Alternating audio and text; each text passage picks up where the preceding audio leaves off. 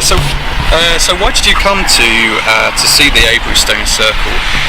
Why did you make this trip to come? I come here quite a lot because it's a usually very peaceful place. Lots of history going back 5, 6, 7,000 years. Yeah. It's lovely to see the stones. There's something, I hate to say, but there is something magical about the place.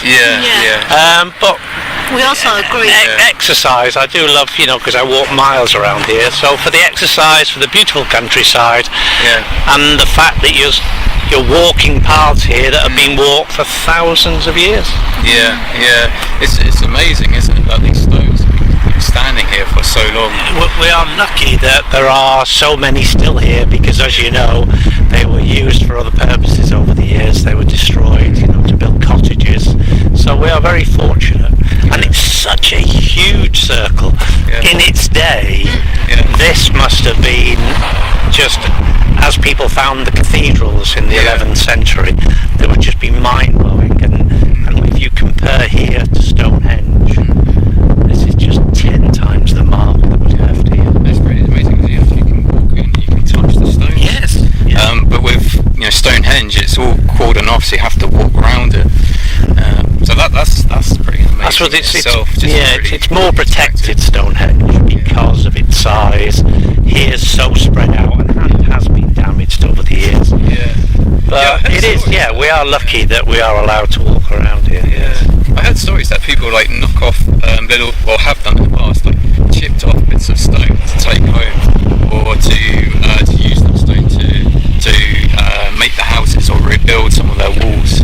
Yes. I don't know if that's... No, I'm sure that is true. I've read that several sources, that cottages were built from some of these stones. And I'm sure tourists maybe take little chips of, as people have done for centuries, from cathedrals and the likes. So, Oh, thanks.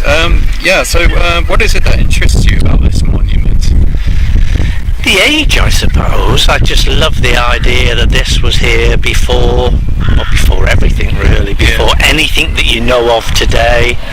The religions were completely different. And this was before, Christianity. Oh, way before, 3,000 years before.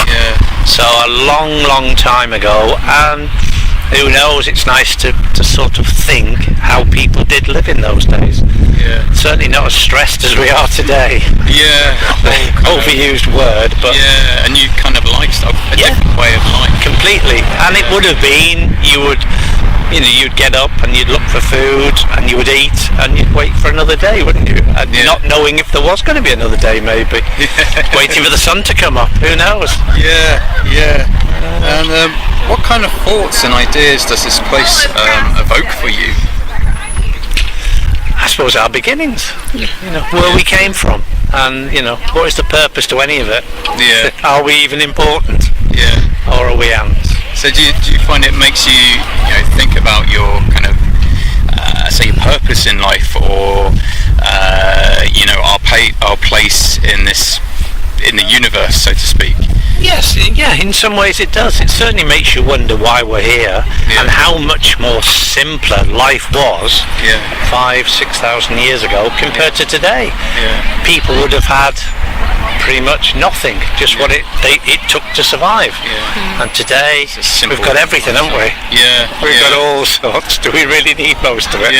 But it's interesting. I mean, a lot of these kind of modern technologies and the lifestyles that we have now it can be quite a stressful experience. And like you said, people back then, they would have just farmed and formed their own communities, and things would have been, I guess, more simple back then. Much more simple. I think there were boundaries, and there was probably more of a community and a family spirit, because I think the people who built this were families who passed the chores on to the next generation.